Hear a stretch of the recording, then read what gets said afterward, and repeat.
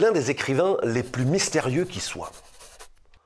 On ne connaît avec certitude ni sa date de naissance, ni son lieu de naissance, ni sa nationalité, ni même sa véritable identité. Il se faisait appeler Otto Feig, né à Schwiebus en Allemagne le 23 février 1882, mais aussi Traven Torsvan, né à Chicago le 5 mars 1890, voire Al Groves, le nom sous lequel il s'est marié au Texas. Quelques jours après sa mort, le 26 mars 1969, à Mexico, on apprenait par sa femme que celui qui signait ses livres, B. Traven, avait été ce révolutionnaire connu en Allemagne sous le nom de Rett Maruth, membre de la République des Conseils de Bavière de 1918-1919, qui réussit à s'évader avant son procès et fut longtemps recherché pour haute trahison. Voici qui explique un peu mieux le labyrinthe de ces pseudonymes. B. Traven était un fugitif. Durant 4 ans et demi, il commence par errer sous divers noms dans toute l'Europe, tirant de cette expérience la matière d'un superbe premier roman, Le Vaisseau des morts, publié en 1926, qui connaît un succès immédiat en Allemagne. 2 ans auparavant, le 17 avril 1924, il réussissait à embarquer sur un cargo à destination du Mexique. Il débarque sans le sou, travaille dans la cueillette du coton et dans le forage des puits de pétrole à Tampico, donne un temps dans l'arboriculture près d'Acapulco avant de se marier et de s'installer à Mexico en 1957. L'installation dans ce pays et la découverte de la condition des Indiens du Chiapas va dès lors devenir la matière première de ses romans. Si ses premiers livres sont écrits en allemand, B. Traven écrira bientôt en anglais, puis en espagnol à partir des années 40. Son livre le plus connu, Le Trésor de la Sierra Madre, a été adapté au cinéma en 1948 par John Huston. En 1929, il publie Rosa Blanca, un roman qui se déroule au nord de l'État de Veracruz dans les années 1920. Rosa Blanca est le nom d'une petite hacienda, une exploitation agricole, où vivent une 60aine de familles indiennes. Ils cultivent la terre, vivent pauvrement mais librement, selon les usages ancestraux, nous dit B. Traven. Tout autour de cette hacienda, les terres regorgeant de pétrole ont été progressivement rachetées par une compagnie américaine, la Condor Oil Company, qui entend désormais acquérir la Rosa Blanca pour y forer des puits. Problème, les Indiens, se considérant comme les gardiens de la terre de leurs ancêtres, n'entendent vendre à aucun prix, en dépit de la somme extraordinaire que leur propose la compagnie. Incapable de comprendre cet attachement irrationnel à leur terre qu'elle met sur le compte de l'ignorance, la compagnie fera tout pour les séduire et leur forcer la main.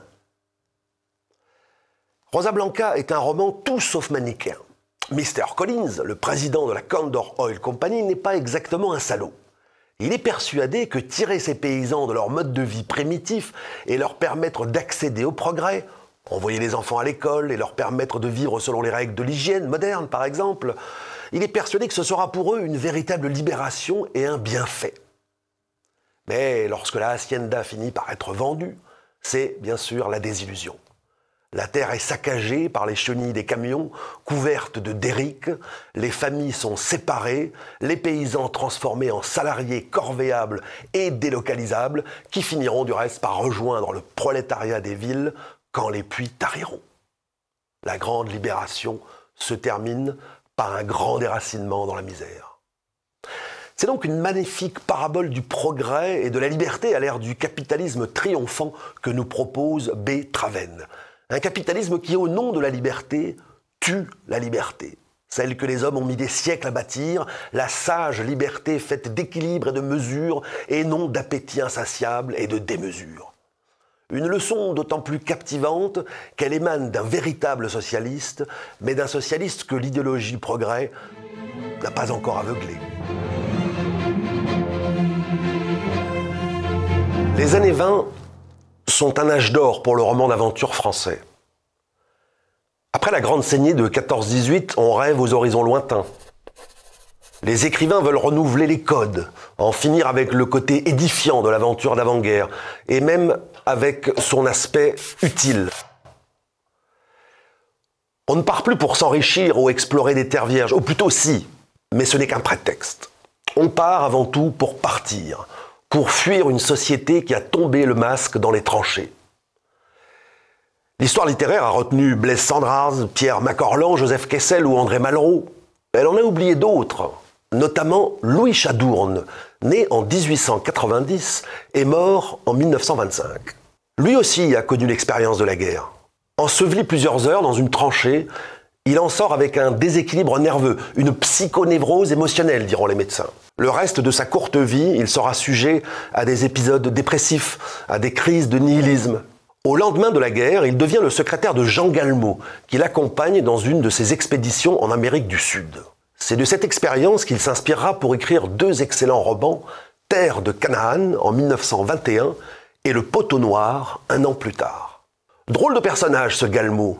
C'est l'homme moderne par excellence, toujours dans l'action, ne connaissant aucune limite et certainement pas celle dictée par la morale. Parti de rien, il a fait fortune en cherchant de l'or en Guyane, il a créé un empire commercial avant d'être élu député de Cayenne et de finalement tomber dans une affaire de spéculation liée au commerce du rhum. Son odeur de soufre fascine.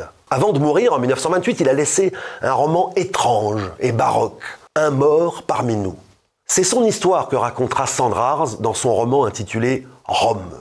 Et c'est de lui dont il est également question dans Terre de Canaan, sous le nom de Jérôme Carvès. Ce Jérôme Carvès rencontre son ami d'enfance, Jean Loubeyrac, qui est au bout du rouleau, volé par un oncle indélicat qui gérait ses biens sous tutelle.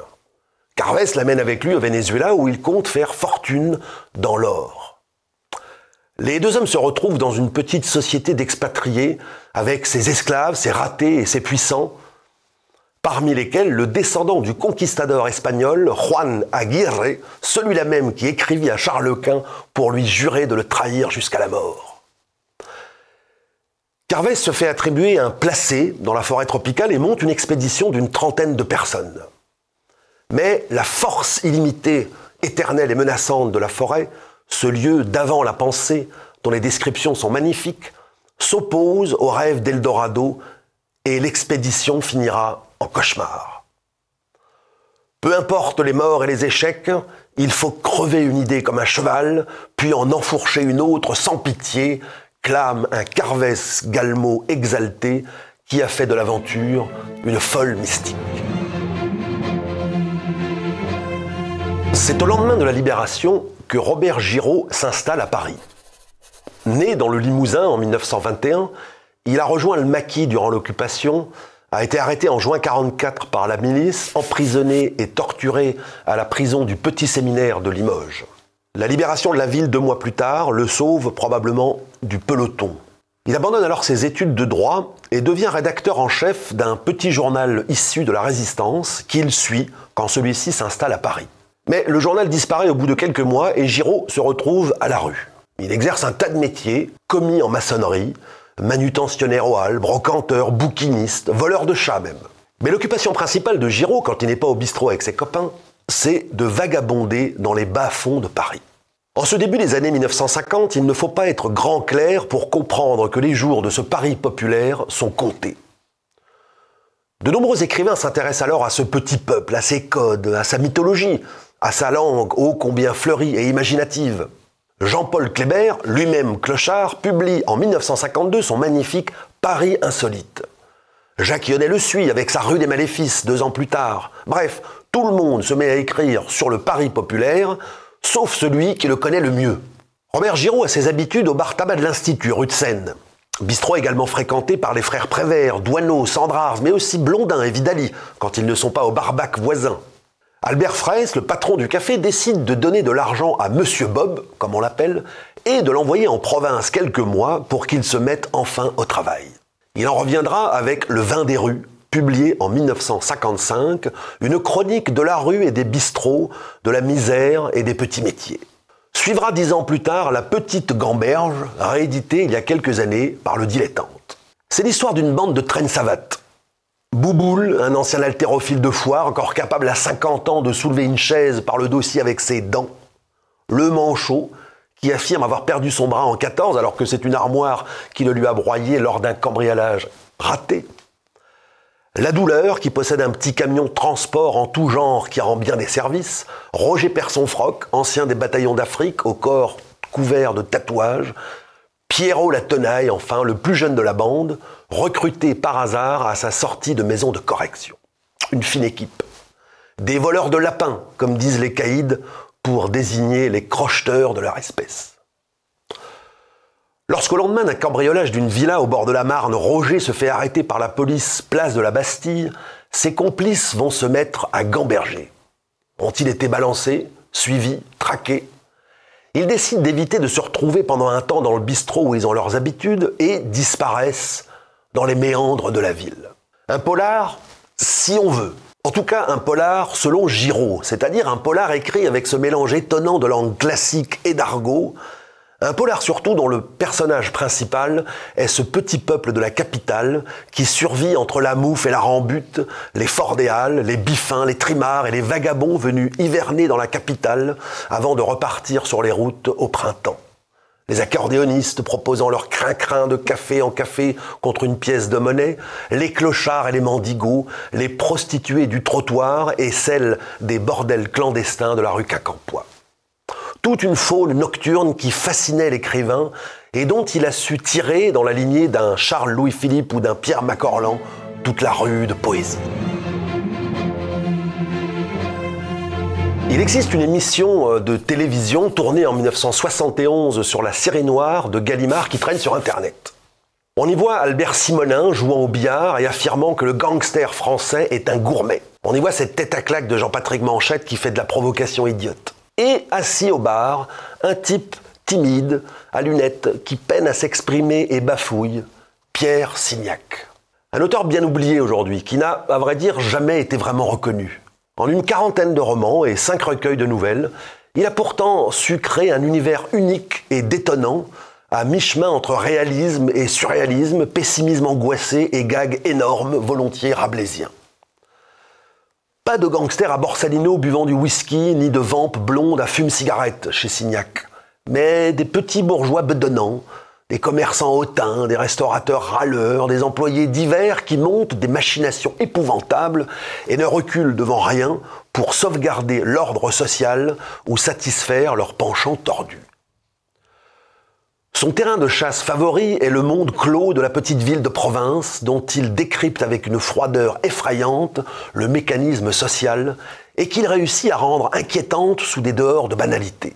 Né en 1928 d'une mère couturière et d'un père bottier, Signac connaît 1000 métiers, 1000 misères. Secrétaire d'un marchand d'amulettes, assistant d'un généalogiste, figurant de cinéma, manœuvre dans une briqueterie, garçon de course, caissier aux abattoirs de la Villette, ouvrier spécialisé chez Citroën. En 1958, il publie son premier roman, Illégitime défense, aux éditions de l'Arabesque, et débute sa carrière d'écrivain professionnel. 10 ans plus tard, il passe dans la série noire avec Les Morphalous, adapté, ou devrait-on dire massacré, par Henri Verneuil pour le cinéma en 1984 avec Belmondo dans le rôle du sergent Augagneur. Le roman est un succès, suivi 2 ans plus tard par Les Monts en l'air sont là, l'histoire de Gusty la feignasse, un cireur de chaussures des Champs-Élysées qui rêve de braquer le coffre-fort le mieux gardé au monde. Le personnage de Gusty lui donne-t-il l'idée de se pencher sur les marginaux ? Toujours est-il qu'en 1971, Signac crée 2 personnages qu'il déclinera en 6 épisodes, Luge Hemferman et la Cloduc. 2 clochards ignobles et grotesques en rupture de banc, absolument incapables de s'adapter à toute forme de vie sociale, qui luttent dans un monde hostile, dont ils se foutent par ailleurs, et traversent la France dans tous les sens sous les quolibets des honnêtes gens. Avec ces 2 héros, l'œuvre de Signac entre dans la farce carnavalesque, et l'auteur lâche totalement la bride à son imagination. Objet littéraire non identifié, la série Luge Hemferman fait un peu tâche à la sérieuse série noire. Signac la quittera bientôt pour se lancer dans le polar fantastique chez Néo, puis chez Rivage. En 1981, il publie Femme blafarde, l'un de ses chefs-d'œuvre. Le roman met en scène un tueur en série dans une petite ville de l'ouest de la France. Une succession de rapports de cause à effet rythme la vie des habitants, dans lesquels le tueur se fond dans une logique implacable. Ces crimes bientôt deviennent le baromètre de la bonne santé de la ville. Quand il ne tue pas, c'est que la mécanique bien huilée du quotidien se grippe et que la ville et son commerce vont mal. Aussi, lorsque le tueur finit par être neutralisé par la police, les notables prennent-ils le relais? Malgré un grand prix de littérature policière en 1981, cette année précisément où il publie Femme blafarde, l'écrivain qui vivait reclus avec ses chats, ne répondait pas aux journalistes et ne s'engageait dans aucune cause, n'a jamais obtenu la reconnaissance de son travail. Le 13 mars de la même année, il meurt dans son HLM d'Aubergenville, dans les Yvelines. Près d'un mois plus tard, des voisins alertés par l'odeur alertent les pompiers qui pénètrent chez lui le 11 avril et le trouvent décomposé. Rédacteur en chef du journal collaborationniste Je suis partout, condamné à mort pour intelligence avec l'ennemi et fusillé le 6 février 1945, Robert Brasillac est un fantôme qui hante les lettres françaises. La haine qu'il suscite est toujours aussi farouche, empêchant toute lecture sereine de son œuvre. Admirer ses livres fait de vous un salaud. On parvient, chez un Louis-Ferdinand Céline, à distinguer l'homme et l'œuvre, le premier étant unanimement condamné et le second unanimement loué. Mais rien de tel chez Brasillac, dont les lecteurs rasent les murs avec un air coupable. Décider d'en parler malgré tout ne relève pourtant d'aucun désir de provocation, mais du sentiment que l'écrivain a payé assez cher ses prises de position, que celles-ci ont eu lieu il y a bien longtemps, et qu'il est aujourd'hui temps de redécouvrir un immense romancier. C'était le sens de 7 nuances de gris, un bel essai écrit par François Joncker il y a quelques années, dans lequel cet avocat prenait intelligemment la défense de l'écrivain avant d'en appeler au pardon. Il y a bien sûr Notre avant-guerre, ses mémoires rédigées à 30 ans sur le modèle de Notre jeunesse de Péguy, où Brasillac évoque avec nostalgie ses souvenirs de la rue d'Ulm, ses amitiés, la vie littéraire et intellectuelle française, son engagement dans l'action française et sa découverte du fascisme pour lequel il prendra fait et cause après le 6 février 1934. Paru en 1939, le livre sera complété par le journal d'un homme occupé, interrompu par le peloton d'exécution et publié en 1955. Mais auparavant, Brasillac avait écrit 3 romans. Le voleur d'étincelles en 1932, L'enfant de la nuit en 1934 et Le marchand d'oiseaux en 1936. 3 romans magnifiques dans lesquels se faisait sentir l'influence réaliste du roman populiste des années 30, mais un réalisme transfiguré par la fantaisie, parfois même par l'étrange, et que hante le fatalisme social. L'enfant de la nuit met en scène un certain Robert B., le narrateur, un jeune architecte d'intérieur habitant le quartier de Vaugirard, un vieux quartier ouvrier et noble, nous dit Brasillac, qui ressemble à la province. Pour tromper sa solitude, il va consulter une cartomancienne, Madame Pluche, plus pour y observer la clientèle qui tire réconfort de ses séances divinatoires que pour connaître son avenir. Celle-ci va le mettre en rapport avec des personnages du quartier. Monsieur Olivier, le bibliothécaire, le cordonnier poète Juste Contremoulin, qui regrette la belle ouvrage d'antan, fustige la mauvaise qualité des produits de l'âge industriel et rappelle le socialiste conservateur anglais William Morris. Parmi ces personnages, il y a aussi un petit joueur d'échecs muet et surtout la petite Anne, l'héroïne du roman. Recueillie par Madame Pluche, issue d'un milieu misérable, elle est sans grâce, une douce petite fille sans beauté, sans intelligence peut-être, comme il y en a tant, écrit Brasillac. Le narrateur la prend en pitié et la sort dans Paris. Mais bientôt l'adolescente rencontre Paulin Garouste, qui a une mauvaise influence sur elle, si bien que la bande d'amis décide de monter un stratagème pour l'éloigner. Hélas, comme le dit Horace, cité par Brasillac, chercher le bonheur d'un être humain en dehors de sa destinée est voué à l'échec. Par la sensibilité à la condition féminine de son époque, par la douceur franciscaine avec laquelle il décrit les petites gens, pour reprendre l'expression de Maurice Bardèche, ce roman triste et envoûtant adapte la tragédie au temps démocratique, une aventure a priori banale que la singularité des êtres finit par rendre grandiose. Il y a 10 ans, paraissait un livre de Frédéric Andreu qui évoquait avec tendresse la vie de l'écrivain égyptien de langue française Albert Cossery. Au milieu de l'ouvrage, l'auteur était soudain pris d'un vertige face au vide abyssal que constituaient les journées du sujet dont il avait entrepris d'écrire la biographie. Né en 1913 dans une famille orthodoxe d'Égypte, Cossery s'était installé à Paris en 1945, à l'hôtel La Louisiane, au croisement de la rue de Seine et de la rue de Bussy, qu'il n'avait plus quitté durant plus de 60 ans et dans lequel il est mort en 2008 à l'âge de 95 ans. L'écrivain se réveillait tous les jours vers midi, arpentait le quartier de Saint-Germain-des-Prés et finissait par s'installer dans une brasserie pour manger des œufs brouillés et boire du café brûlant. S'il faisait beau, il poussait jusqu'au jardin du Luxembourg, où il s'asseyait sur une chaise qu'il plaçait à l'écart des autres pour ne pas être importuné. Quand il y avait une forte affluence, et notamment les jours d'été, il râlait et regrettait le temps où les chaises étaient payantes. Parfois, il passait ses après-midi à regarder couler la Seine avant de rentrer dans sa chambre d'hôtel écrire une phrase ou deux. L'événement notable de sa vie est le passage de la chambre 58 à la chambre 77, déménagement imposé par la direction de l'hôtel pour nécessité de travaux. Il ne possédait rien qui ne rentrât dans une valise, mais nourrissait une passion pour les chaussettes qu'il consommait en grande quantité, les jetant après une utilisation unique. Des lecteurs anonymes avaient pris l'habitude de lui en déposer à la réception. Albert Cossery avait érigé le dénuement et la paresse en art de vivre, telle une réponse au monde qu'il voyait, ce monde, comme une sinistre farce.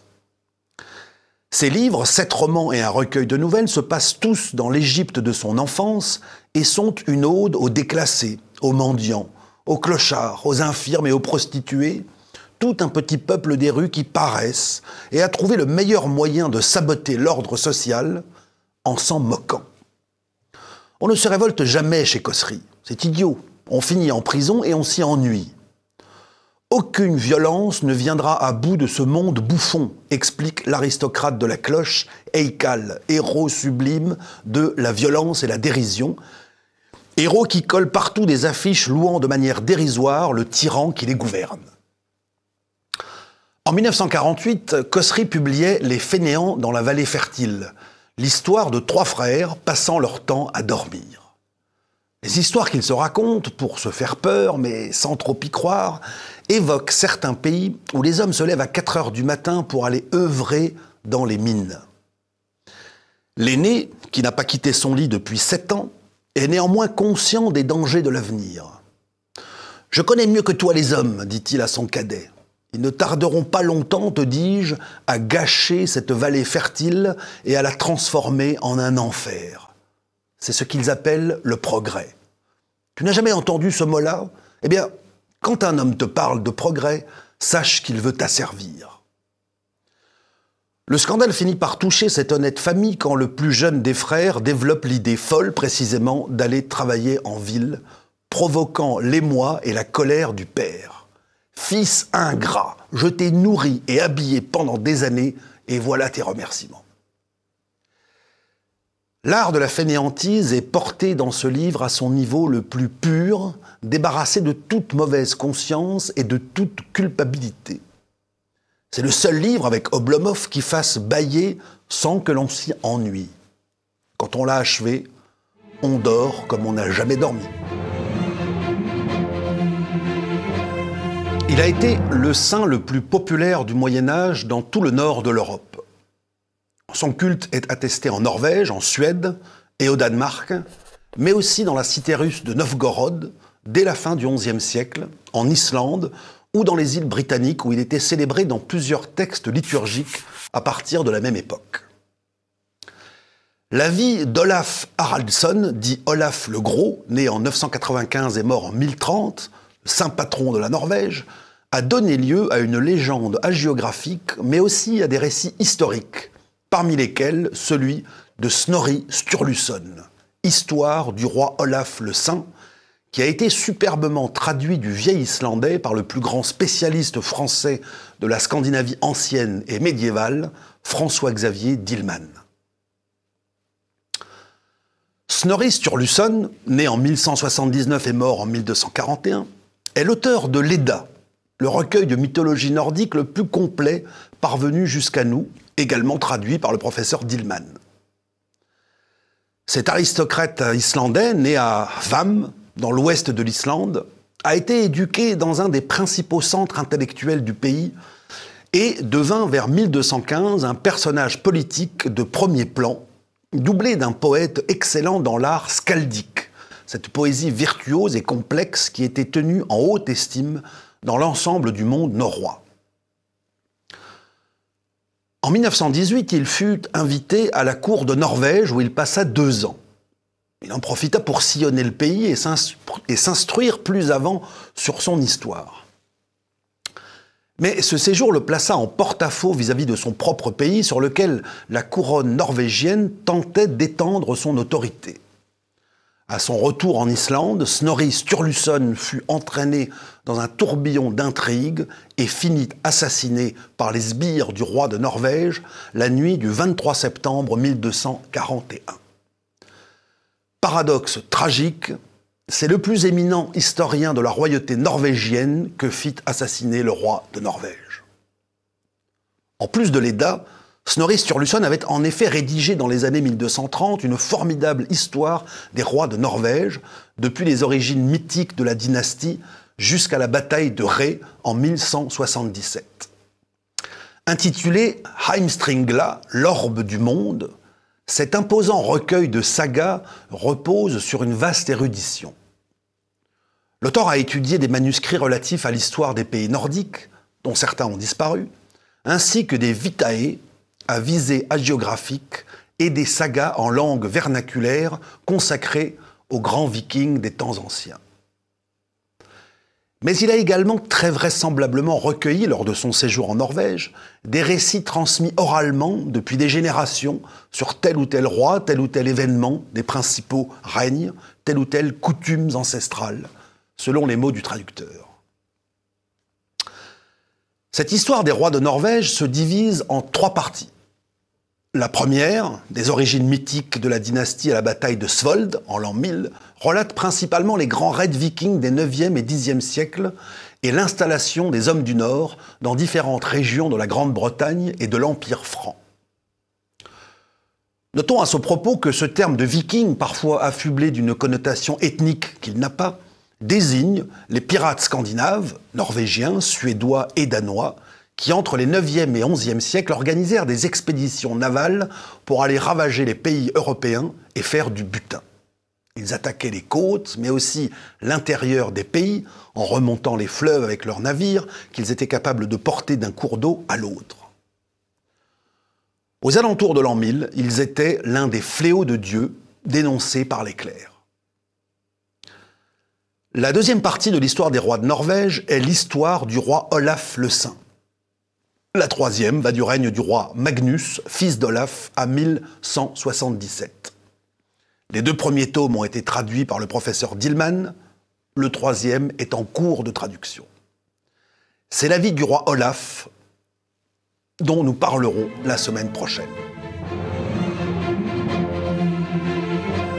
Snorri Sturluson a écrit une formidable histoire des rois de Norvège. Une saga à couper le souffle, dont le premier tome a été traduit en 2000 par François-Xavier Dillmann et le deuxième en 2022, celle consacrée au règne d'Olaf, qui couvre à peine 4 décennies, de l'enfance du roi à l'ambassade adressée à son fils Magnus, réfugié en Russie 4 ans après sa mort. L'auteur a largement puisé dans l'œuvre des skalds qui entouraient le roi, témoin direct de ses faits d'armes qu'il célébrait dans des vers récités ensuite devant lui. Snorri Sturluson voit dans cette circonstance un gage de véracité. Un skald pouvait être tenté de grossir les exploits du roi, mais ne pouvait pas les inventer, au risque de lui faire injure. Louer les princes des vertus qu'ils n'ont pas, c'est leur dire impunément des injures, écrira du reste un jour La Rochefoucauld. L'auteur s'interdit tout jugement intempestif et s'efface derrière son récit, écrit le professeur Dillman, avant de rapprocher l'historien islandais de Thucydide, qui dans son Histoire de la guerre du Péloponnèse laisse lui aussi le lecteur libre de se faire lui-même une opinion sur les points de vue en présence, sur les causes défendues par chacun des deux camps. Il faut noter également l'art de la composition et de la mise en scène dont fait preuve le Skald. Au-delà de la qualité historique de l'ouvrage et des informations étonnantes qu'il nous livre sur ces temps lointains, et les notes du traducteur sont de ce point de vue une mine d'or, l'histoire du roi Olaf le Saint est un chef-d'œuvre littéraire de premier plan qui, malgré les nombreuses digressions, ne perd jamais de vue le récit principal, le fait monter en intensité dramatique, de crime en crime et de vengeance en vengeance, jusqu'au retour d'exil du roi Olaf et au soulèvement final qui signera la mort du roi et la naissance du saint. Dans cette Norvège du XIe siècle, où les guerriers s'appellent Thorfinn, fendeur de crâne, ou Eric à la hache sanglante, les oppositions se règlent à coups de hache de guerre, d'épée ou de javelot que l'on se jette en se croisant d'un navire à l'autre. C'est donc une histoire violente qui nous est contée, et qui commence d'ailleurs par les expéditions vikings auxquelles participera le jeune Olaf dès l'âge de 12 ans, avant de rentrer en Norvège, d'y déposer les nombreux roitelets en place, de combattre les barons insoumis, d'unifier le pays et de continuer l'œuvre missionnaire de son prédécesseur Olaf Tryggvason, en imposant par la force le christianisme aux derniers fidèles de l'ancienne religion, faisant mutiler, pendre ou décapiter les païens récalcitrants. Mais le roi d'Angleterre et de Danemark, Knut le Grand, fit bientôt valoir ses prétentions sur le trône de Norvège. Il se fit élire roi par les assemblées de paysans libres et confia le gouvernement du pays à son neveu, le duc Eiríksson, héritier de la puissante dynastie des ducs de Lade. En parallèle, de nombreux aristocrates lassés de son gouvernement tyrannique se soulevèrent, obligeant le roi Olaf à s'exiler à la cour du roi Jaroslav en Russie. La mort du duc Eiríksson quelques mois plus tard changea la donne. Olaf revint en Suède à la tête d'une armée, d'où il passa dans le trône de Lag, où l'attendait une vaste coalition qui l'écrasa à Stiklestad. Mais à peine mort, voici que le tyran se mit à guérir l'un de ses ennemis par une goutte de son sang, avant de rendre la vue à un aveugle. Son corps fut transporté vers Nidaros, sa capitale, inhumé dans un banc de sable. 12 mois et 5 nuits plus tard, ses reliques furent exhumées.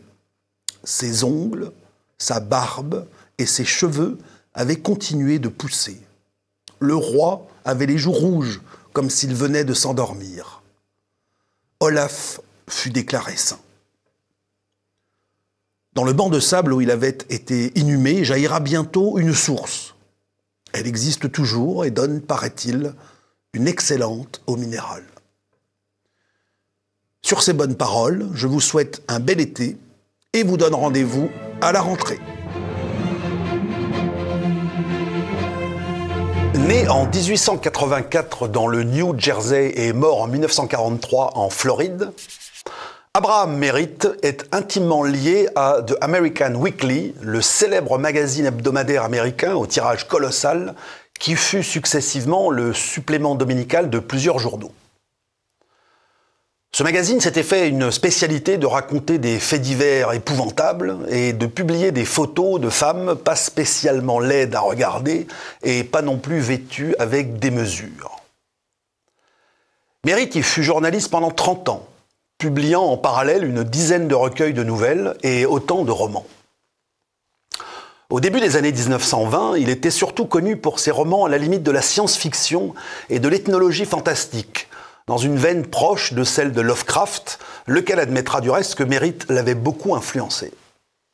Dès Les Êtres de l'Abîme, un recueil de nouvelles paru en 1918, Merritt inventait des mondes souterrains, peuplés de créatures télépathes et transparentes, semblables à de gros escargots vouant un culte à un dieu disparu. Plus tard, il explorera les mythologies amérindiennes, celtiques et germano-scandinaves, faisant ressurgir du fond des âges des mondes perdus, où des créatures légendaires se dressent contre les hommes et où se joue finalement l'ancestrale bataille du bien et du mal.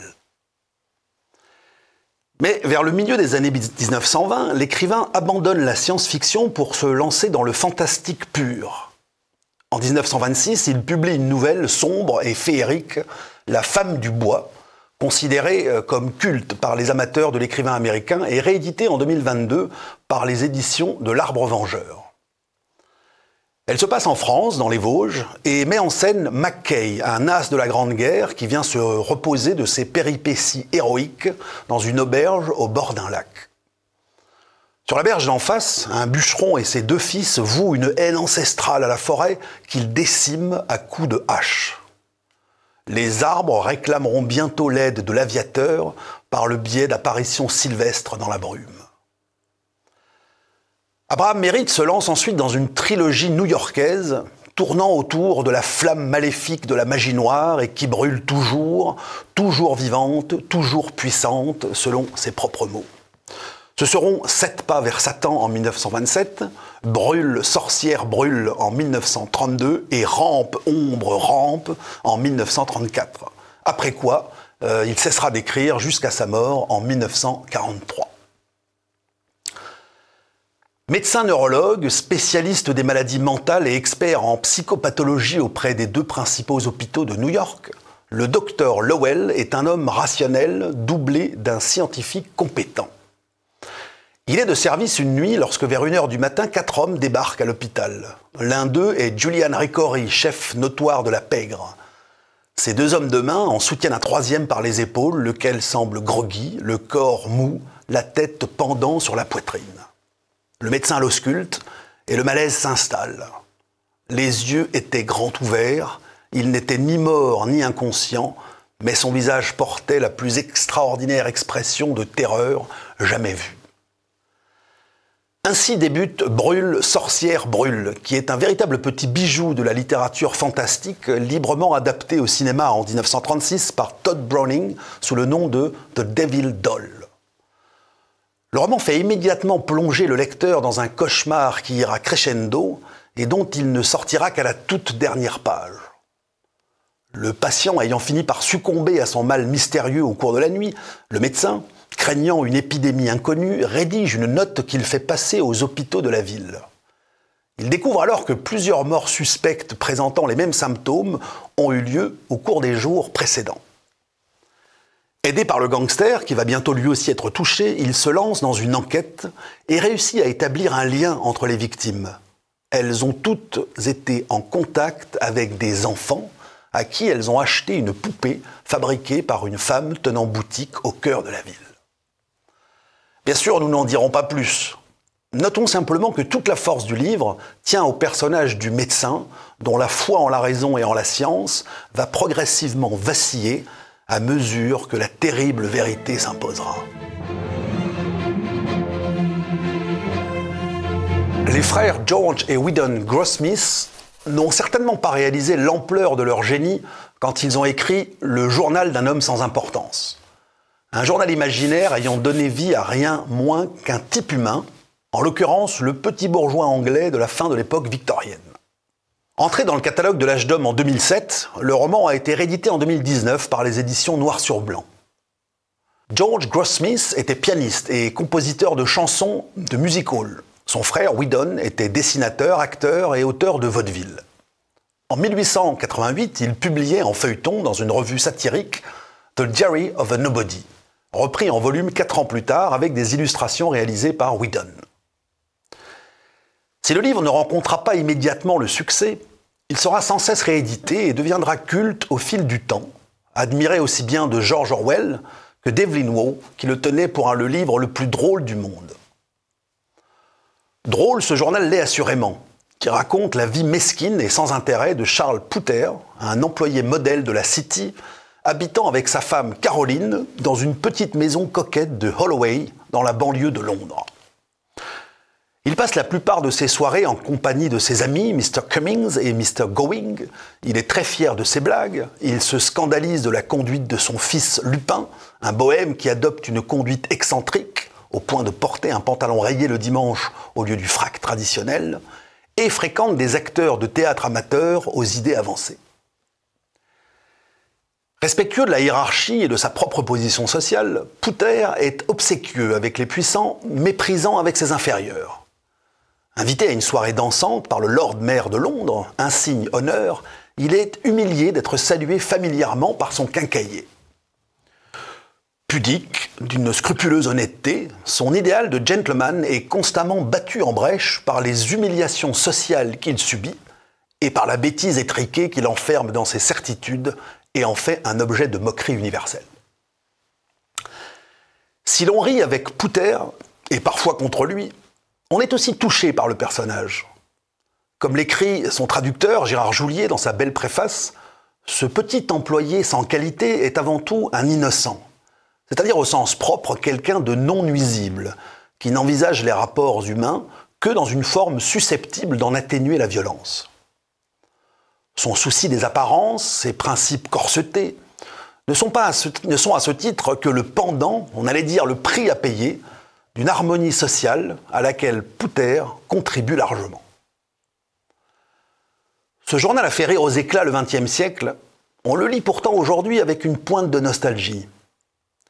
À force de s'être moqué de ces petits bourgeois qui prenaient la civilisation au sérieux, il se pourrait en effet que l'on soit arrivé à se libérer de toutes ces contraintes formelles qui pesaient sur la vie en société pour donner naissance à un monde du chacun pour soi et de la barbarie individualiste. Un monde où l'on peut désormais se dévêtir dans les parcs au premier rayon de soleil et faire hurler sa musique sans souci des autres. Le balancier des manières est passé de la politesse un peu ridicule de Mr. Pouter à un sans-gêne braillard, et il n'est pas certain que nous y ayons beaucoup gagné. Il y a les écrivains qui écrivent pour les enfants et ceux qui écrivent sur les enfants. Léon Frappier appartient à la seconde catégorie, lui qui leur a consacré une œuvre aujourd'hui largement oubliée. On le compare parfois à Charles Dickens, il s'inscrit clairement dans la lignée de Zola.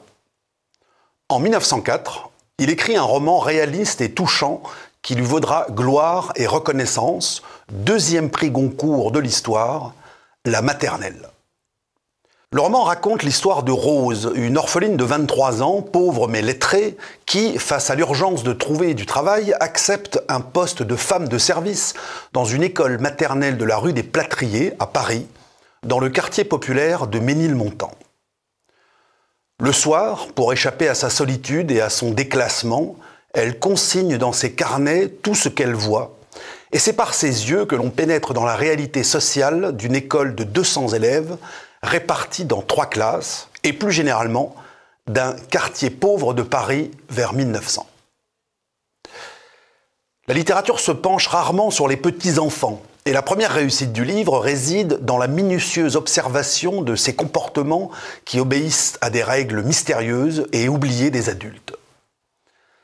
Certaines descriptions de ces brimborions sont touchantes, particulièrement celles des disgraciés à la lourde hérédité, et on ne peut qu'être ému par la condition lamentable de la plupart de ces gosses qui ne connaissent ni la joie, ni le confort, ni parfois même l'amour parental. On l'a dit, le roman est d'une veine réaliste, voire naturaliste, avec la hantise de la dégénérescence propre à ce courant esthétique qui, parfois, force un peu le trait. Plus encore que l'aspect littéraire, c'est donc le caractère documentaire du roman qui fascine. Frappier était lui-même marié à une institutrice et connaissait son sujet. Cette époque pas si lointaine paraît à des années-lumière de la nôtre. On y distingue encore au faciès un petit Parisien d'un Auvergnat ou d'un Normand. Les enfants de 3 ans jouent dans la rue sans surveillance et ceux qui déjeunent à l'école apportent dans leur panier un litron de vin. Mais Frappier, qui cultive des opinions libertaires, profite de son roman pour régler des comptes avec la pédagogie en vigueur, lui reprochant de ne pas adapter son discours à la singularité de chaque élève et de proposer une morale universelle en dépit des cas particuliers. Doit-on systématiquement prôner l'obéissance aux parents, même quand ces derniers sont indignes? Ne risque-t-on pas de rendre la génération qui vient d'éclore pareille à sa devancière? Si les questions que pose Frappier sont légitimes, comme l'est sa volonté de faire échapper aux enfants une reproduction sociale délétère, il nous semble qu'il commet cette erreur, hélas assez courante à gauche, qui est d'accorder trop d'importance à l'école et de lui assigner des objectifs qui ne sont pas les siens. Miloš Černianský est né en 1893 à Csongrád, en Voïvodine, dans la minorité serbe de cette petite ville de l'Empire austro-hongrois qui se trouve aujourd'hui en Hongrie. Au lendemain de la guerre, il s'installe à Belgrade et s'affirme très vite comme l'un des chefs de file des modernistes yougoslaves. En 1929, il fait paraître le premier volet de Migration, un roman consacré à la diaspora serbe dans la monarchie austro-hongroise au XVIIIe siècle, qui ne sera achevé qu'en 1962. En parallèle, il rejoint le corps diplomatique du royaume de Yougoslavie avant d'être affecté en Allemagne de 1935 à 1938, puis en Italie de 1939 à 1941. À cette date, il rejoint son gouvernement réfugié à Londres sans savoir qu'il restera exilé dans cette ville près de 25 ans. La Yougoslavie communiste qui se met en place en 1945 le déclare en effet persona non grata et met son œuvre à l'index. Pour survivre, Černianský est contraint d'accepter des petits boulots. Il achève la deuxième partie de Migration et publie la même année Lamento pour Belgrade, un long chant d'amour extatique adressé à la capitale serbe depuis son exil londonien. Réhabilité par le régime, il rentre enfin à Belgrade en 1965, accueilli dans la gloire. Puisant dans sa longue et douloureuse expérience de l'exil, c'est alors qu'il écrit Le roman de Londres, paru en 1971, traduit en 1992 par les éditions de l'Âge d'Homme et réédité par les éditions Noir sur Blanc il y a 2 ans.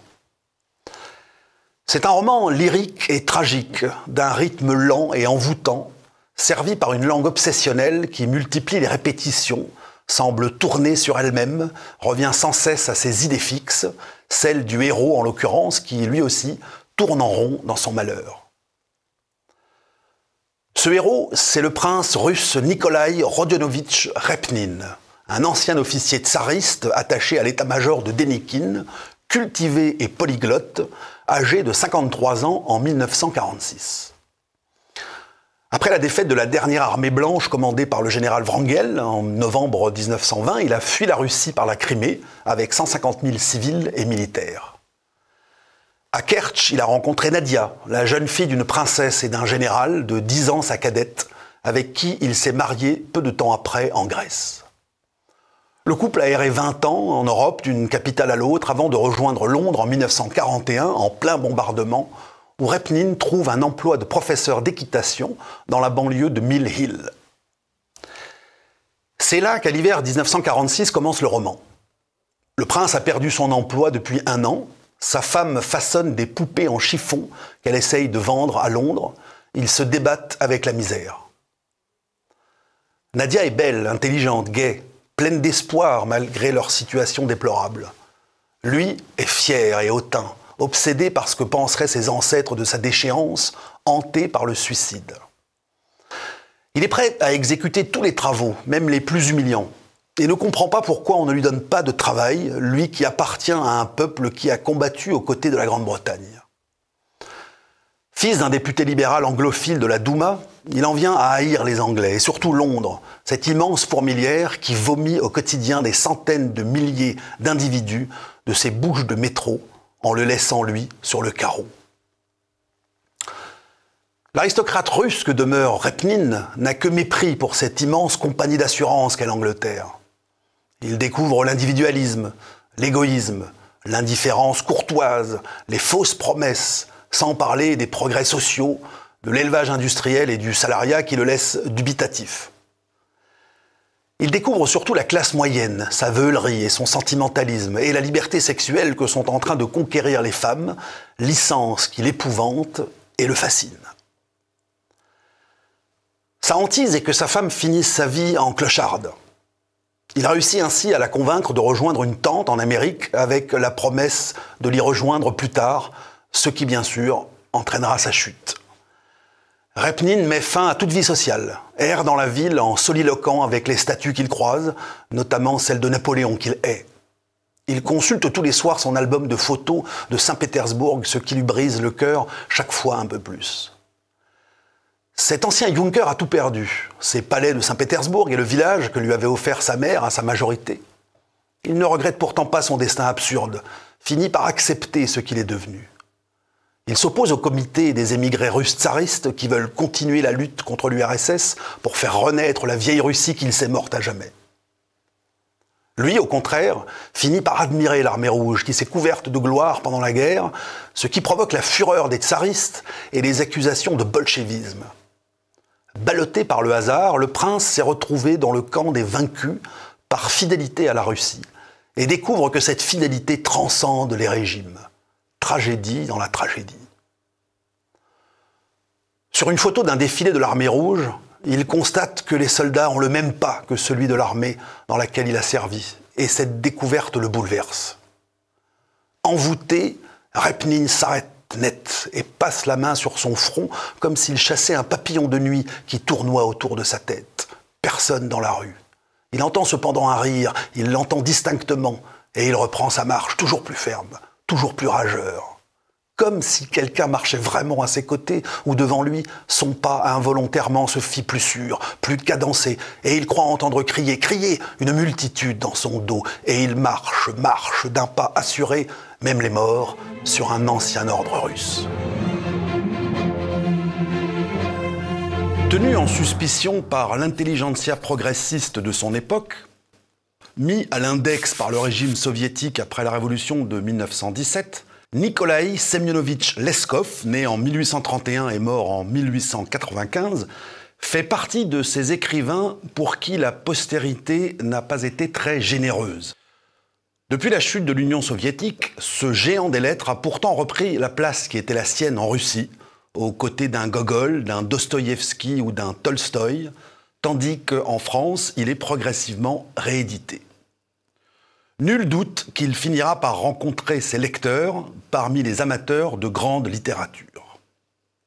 Leskov est l'un des conteurs russes les plus originaux du XIXe siècle. Doté d'une verve intarissable et d'une puissance d'évocation phénoménale, il nous a légué un des panoramas les plus vivants de la Russie de son époque. À 16 ans, l'adolescent entre au service de son oncle, intendant de vastes domaines. Il sillonnera la Russie pendant 15 ans et engrangera la matière de son œuvre à venir. Une grande chronique consacrée au peuple russe dans toutes ses composantes. Ces personnages sont exaltés, anarchiques, contestataires, jusqu'au-boutistes, mécontents de tous les ordres.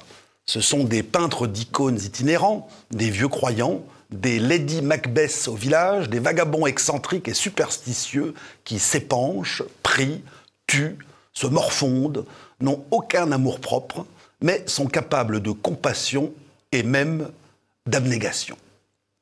L'écrivain n'hésite pas à moquer la forfanterie russe, comme dans Le Gaucher, où un artisan bigleux, et gaucher donc, pour satisfaire le tsar Nicolas Ier et flatter l'orgueil national, parvient à ferrer les pattes d'une puce mécanique en acier, sans microscope et sans rien connaître des 4 règles de l'arithmétique.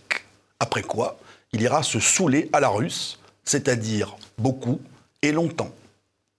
Avant d'écrire cette œuvre où se mêlent le grotesque et le grandiose, Leskov avait commencé sa carrière d'écrivain avec 2 romans plus politiques, Sans issue, édité sous le titre Vers nulle part par l'Âge d'Homme en 1998, et À couteau tiré, paru pour la toute première fois en France en 2017 aux éditions des Syrtes. Après avoir traversé la Russie de long en large, Leskov s'est installé à 30 ans à Saint-Pétersbourg, où il est devenu journaliste. On est à l'époque des grandes réformes d'Alexandre II et la capitale est en ébullition.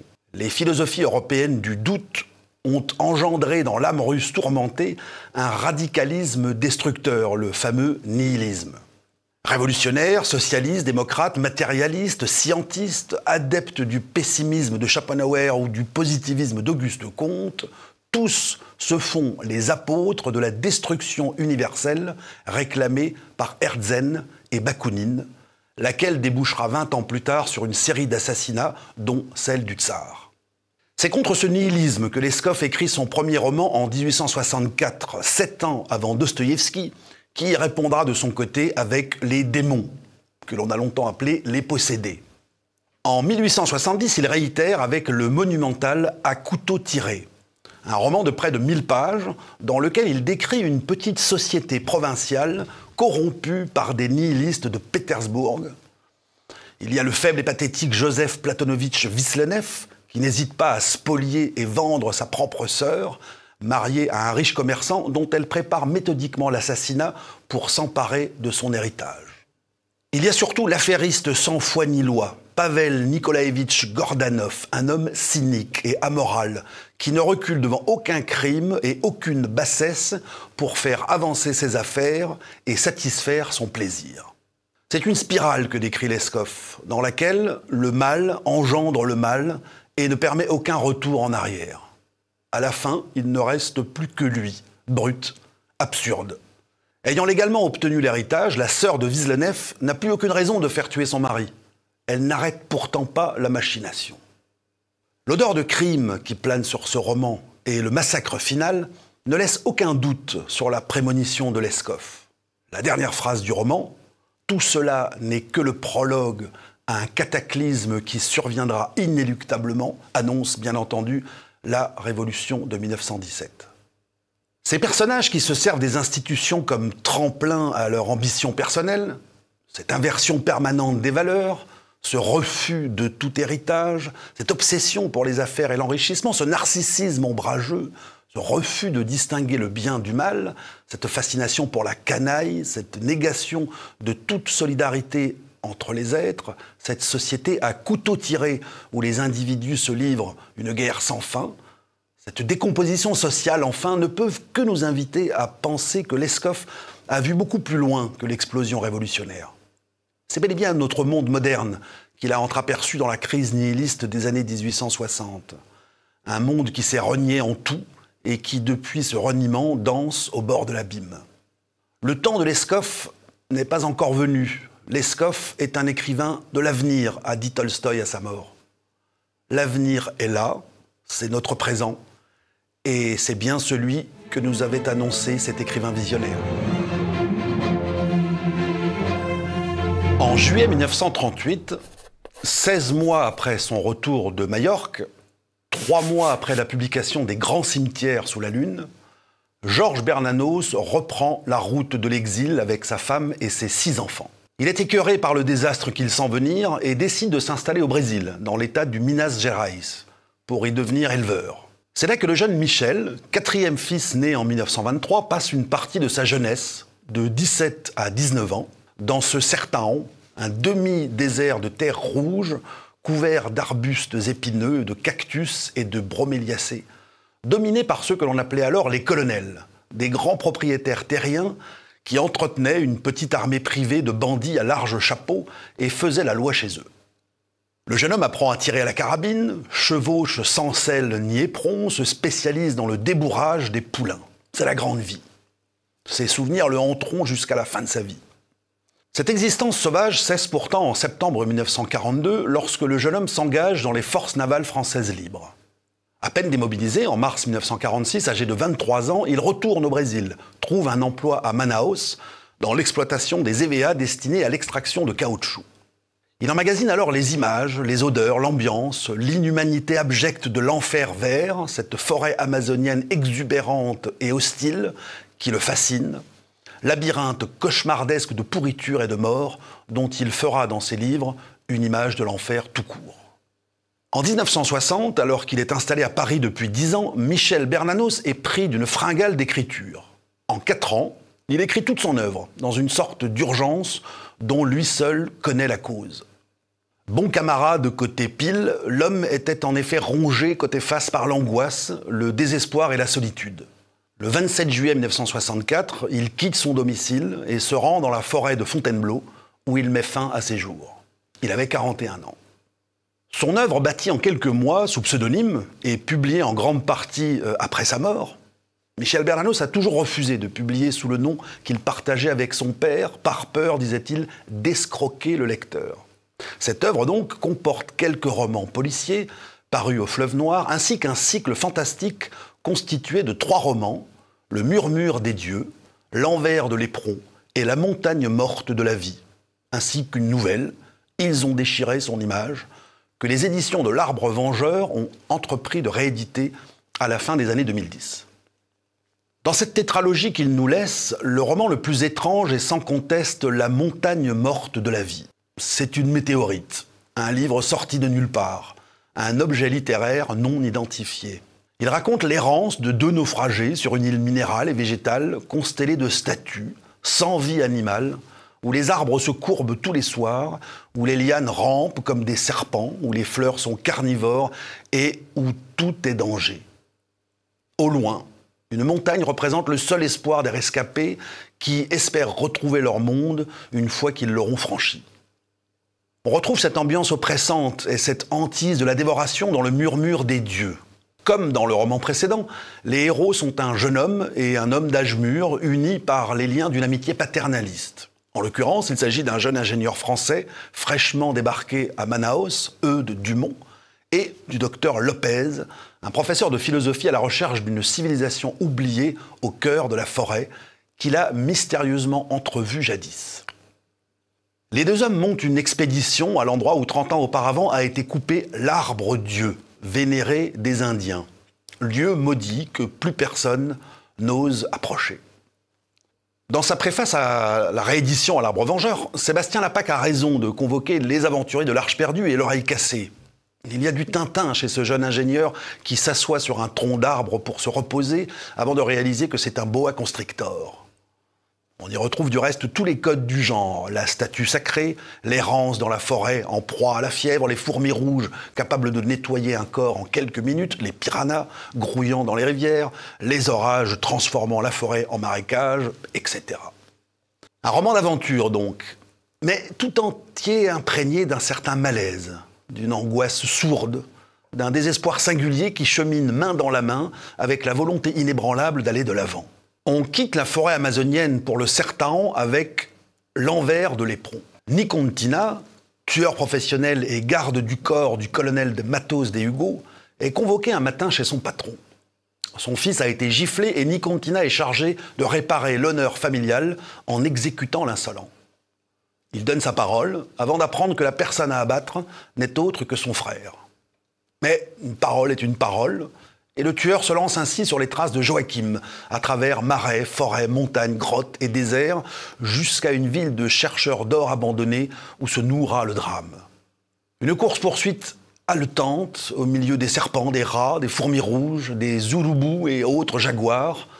Un roman halluciné qui glisse petit à petit dans la fantasmagorie, où la mort d'un cheval dans le désert prend des allures de drame cosmique, et où le cavalier de l'Apocalypse revient errer dans une ville en feu.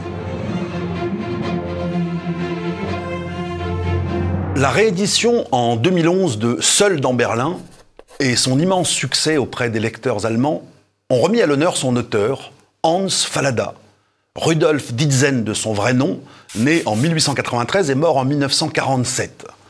Un écrivain réaliste au style prosaïque et aux envolées lyriques qui a admirablement su peindre le désespoir de ses compatriotes à la fin de la période nazie. Traduit en 2014 par Laurence Courtois, ce pavé de près de 800 pages, écrit en à peine un mois, raconte la petite résistance d'un couple d'ouvriers berlinois qui, après avoir cru aux promesses hitlériennes, puis avoir perdu leur fils au front, va tous les dimanches déposer minutieusement des cartes postales un peu partout dans la ville pour inciter la population à se révolter. Le roman a été adapté au cinéma en 2016 par Vincent Pérez.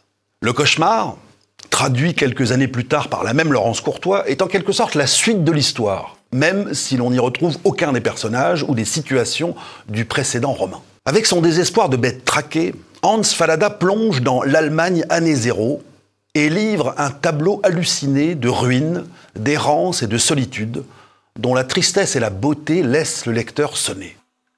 Mal construit, abandonnant l'intrigue initiale au bout de 4 chapitres pour se réfugier dans les ruines berlinoises, le roman ressemble lui-même à un pan de mur branlant qui menace de s'écrouler.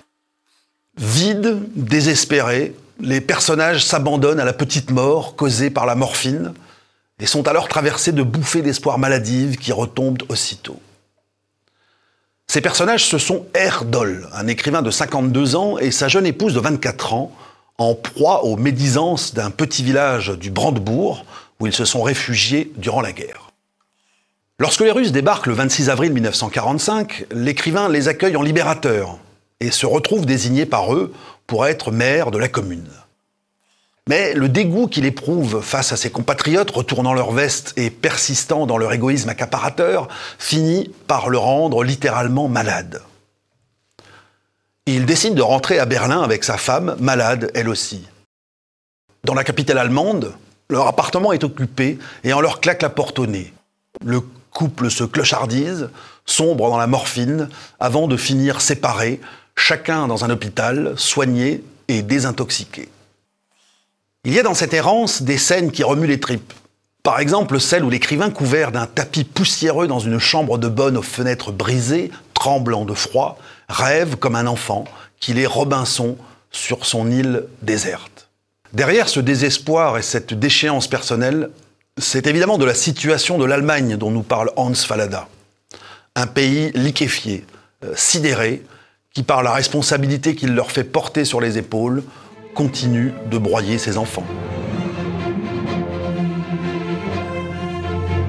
Sa vie est nimbée de mystères, parasité par les rumeurs atroces. Il est né Victor Maurice Lepage en 1918 à Brest, d'un père officier de marine, a vécu son enfance et son adolescence à Toulon.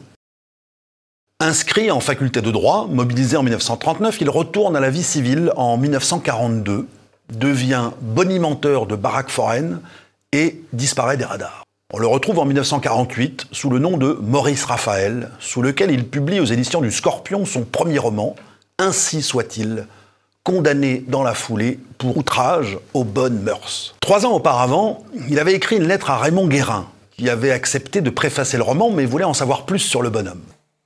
Une lettre datée de Fresnes-les-Rungis, qui a été publiée en 2005 dans un dossier établi par Alfred Ebel à l'occasion de la réédition de La Croque au sel à l'Esprit des Péninsules. Que faisait notre écrivain à Fresnes en 1947 ?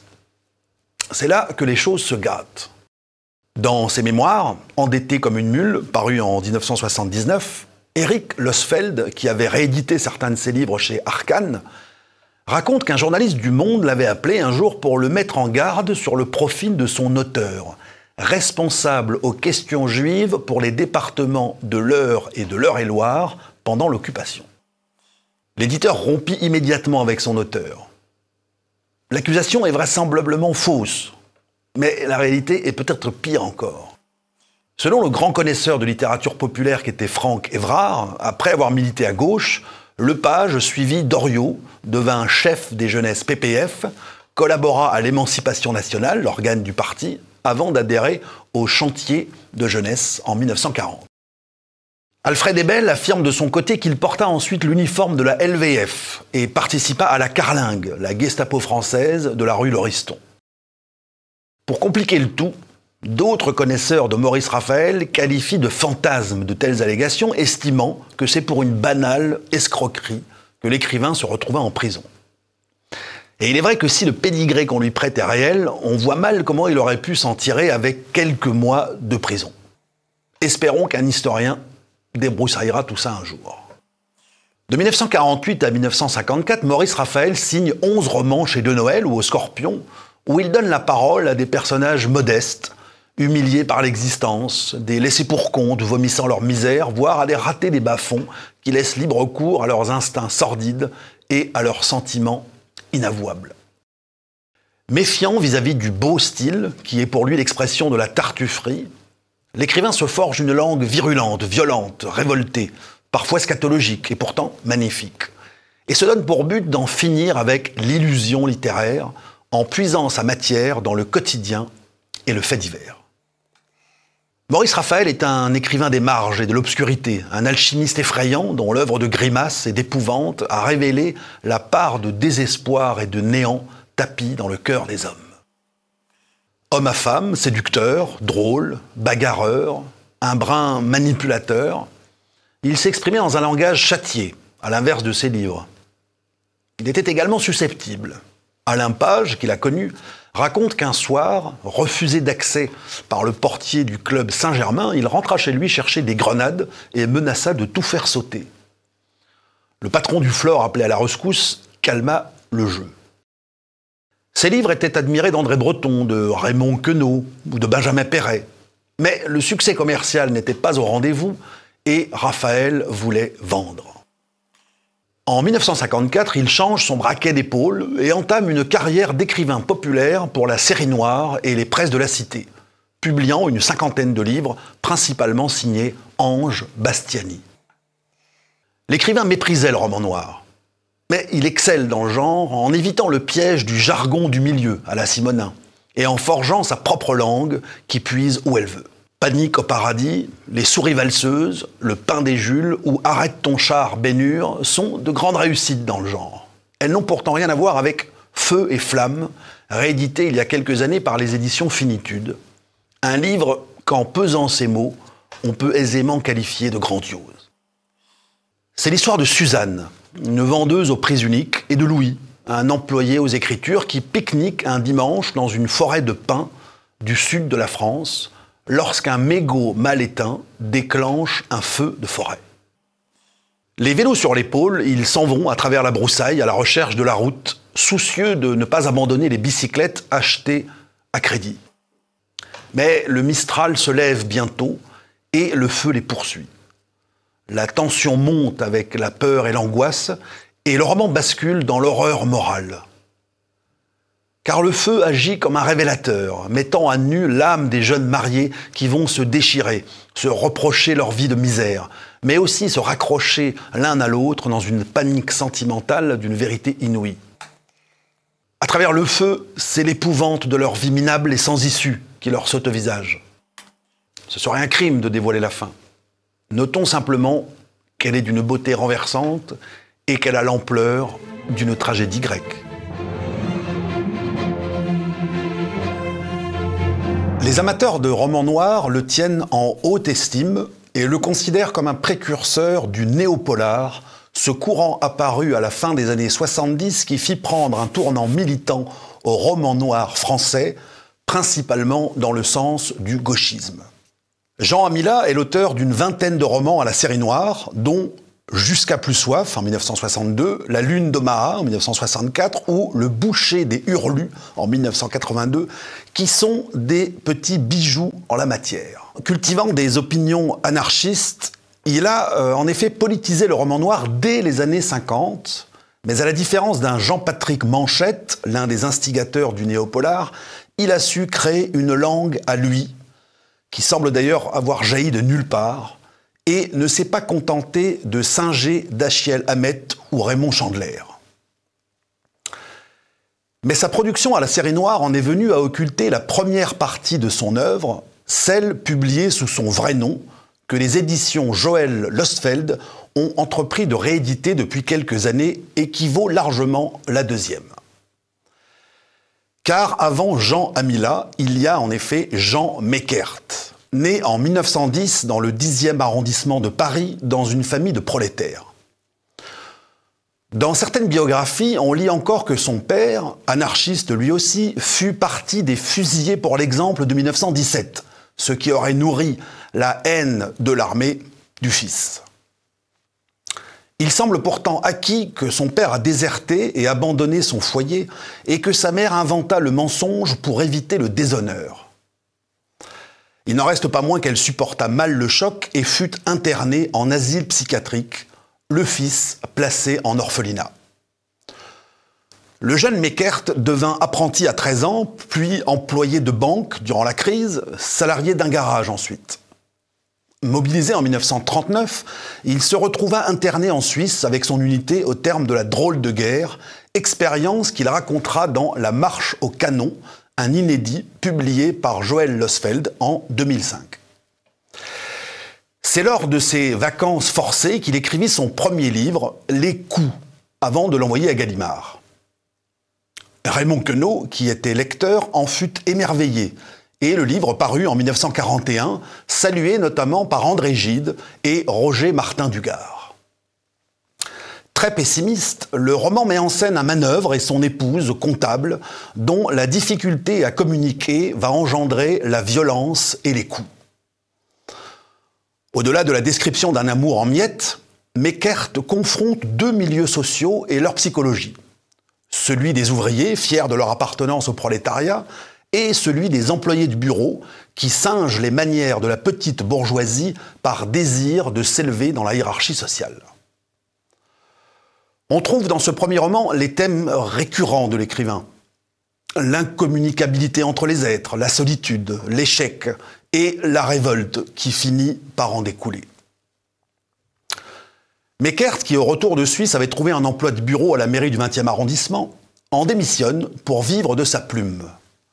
Suivront L'homme au marteau et La lucarne, deux romans étouffants dans la lignée du premier, explorant le vide intérieur et l'ennui d'un employé de bureau et la honte d'un chômeur seul et incompris. Mais en 1947, l'écrivain délaisse la ville et ses personnages écrasés par la médiocrité et prend une nouvelle voie avec « Nous avons les mains rouges » qui annonce les meilleurs romans noirs. L'histoire est celle de Laurent Lavalette, un jeune homme de 24 ans qui, à peine sorti de prison pour un meurtre en légitime défense, est embauché dans la scierie de M. de Sarteau, près d'Entrevaux, dans les Basses-Alpes, aujourd'hui les Alpes de Haute-Provence. Nous sommes en 1946 et l'homme a dirigé un maquis pendant la guerre. La paix revenue, la plupart des maquisards, qui se sont salis les mains pour la bonne cause, n'entendent pas rendre les armes avant d'avoir vu la Révolution triompher. Ils continuent ainsi leur œuvre d'épuration sauvage et se transforment peu à peu en bandits.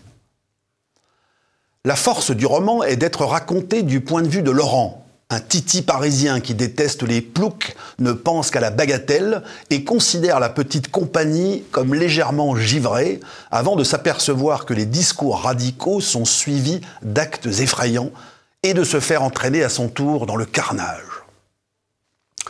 L'une des filles de Desarteaux, âgée de 20 ans, annonce avec un quart de siècle le fanatisme idéologique qui conduira à l'action directe. Étouffée par la haine, desséchée par la soif de pureté, comme elle l'avoue elle-même, la jeune fille en vient à admirer les SS qu'elle a combattus. C'est donc sans complaisance que Meckert dresse le tableau tragique de ces soldats perdus de la résistance, sujet très peu traité dans la littérature, dont il donne une évocation sombre et violente. C'est après avoir lu ce superbe roman que Marcel Duhamel contactera l'auteur pour le lancer dans sa seconde carrière. Mervyn Peake est un écrivain par accident, le plus beau de l'histoire littéraire. L'homme était en effet avant tout dessinateur, et c'est bel et bien en dessinateur qu'il a commencé son œuvre avant de passer à l'écriture pour la prolonger. Cette œuvre, c'est Titus d'Enfer, Gormenghast et Titus errant, une trilogie parue en Angleterre entre 1946 et 1959, qui a été rééditée en un volume dans la collection Omnibus en 2018. Une œuvre inclassable, qui fait parfois penser à Rabelais, qui a quelque chose d'un peu effrayant, d'un peu oppressant, mais aussi de très familier et de très joyeux. Une œuvre qui se déroule dans l'atmosphère d'un château démesuré et labyrinthique, théâtre de l'existence absurdement protocolaire du comte et de la comtesse d'Enfer et leurs enfants, et des luttes picrocolines que se livrent leurs nombreux domestiques et familiers. Un château tellement immense que certaines parties n'ont toujours pas été explorées alors que la famille l'occupe depuis 77 générations. Un château avec ses sous-sols et ses combles, ses cuisines rabelaisiennes aux chaudrons frémissants, ses formidables salles hautes comme des cathédrales, ses toits à perte de vue cachant entre deux tours des déserts de dalles grises oubliées. C'est à Kuling, au centre de la Chine, qu'est né Mervyn Peake en juillet 1911. Son père est médecin, sa mère infirmière, les deux sont missionnaires dans un dispensaire anglais. Le jeune Mervyn vivra en Chine jusqu'à l'âge de 12 ans avant de rentrer en Angleterre avec ses parents, non sans avoir visité auparavant la cité interdite dont il s'inspirera pour sa citadelle de Gormenghast. L'enfant ayant montré des dispositions formidables au dessin, il est reçu en 1929 à la Royal Academy of Arts de Londres et débute une carrière de peintre et d'illustrateur. Mais bientôt, il ajoute une corde à l'arc de ses talents en publiant 2 poèmes dans un magazine sous le pseudonyme de Nemo. En 1939, il est un peintre reconnu quand il se lance dans son premier livre, un album de dessins prolongé par un texte qui raconte une histoire de pirate. Lorsque la guerre éclate, il s'engage et se voit affecté dans un dépôt d'artillerie. C'est alors qu'il commence à travailler à ce qui sera son œuvre maîtresse. En 1946, paraît Titus d'Enfer en Grande-Bretagne et aux États-Unis, où le roman est immédiatement qualifié de néo-gothique. En France, il ne sera traduit qu'en 1974 par Patrick Remaud, avec une préface d'André Dhôtel, et sera rangé dans le rayon fantasy, l'éditeur essayant de le rapprocher des livres de Tolkien pour en rééditer le succès. Certes, les romans de Mervyn Peake se situent dans un château hors du temps et du monde connu, peuplé de personnages invraisemblables et grotesques. Mais sommes-nous pour autant dans le fantastique, dans la fantaisie, dans le gothique anglais? Il n'y a aucune magie à Gormenghast, aucune étrangeté surnaturelle, et la vie y est décrite de manière étonnamment réaliste. La vérité, c'est que l'œuvre de Peake n'entre dans aucune case. Et c'est d'ailleurs tant mieux. La trilogie relate la naissance, l'enfance, l'adolescence et l'entrée dans l'âge adulte de Titus d'Enfer, héritier de Gormenghast, fils du mélancolique comte de Tomball qui passe ses journées à lire, et de sa femme, l'extravagante Lady Gertrude, qui soigne ses chats blancs et vit entourée d'oiseaux. Dans l'environnement étouffant du château vivent une galerie de domestiques baroques. Le docteur Salprune, médecin personnel de la comtesse, Cracklos, le majordome de Lord Tomball, soucieux de ses prérogatives et voulant imposer partout sa loi.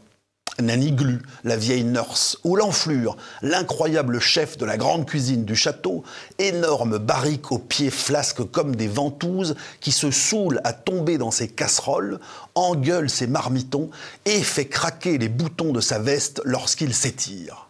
L'un d'eux est projeté contre le mur de la cuisine et écrase un cafard.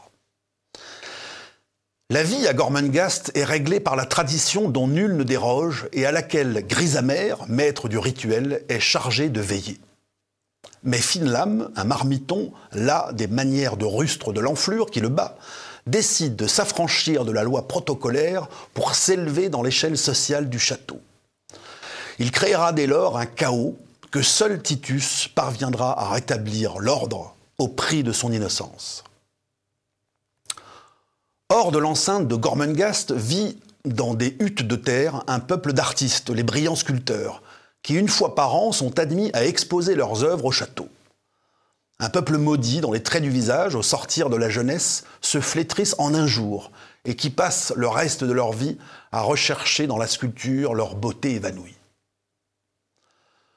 Dans le 3e tome, Titus, âgé de 17 ans, quitte Gormenghast pour découvrir le monde et y faire son apprentissage.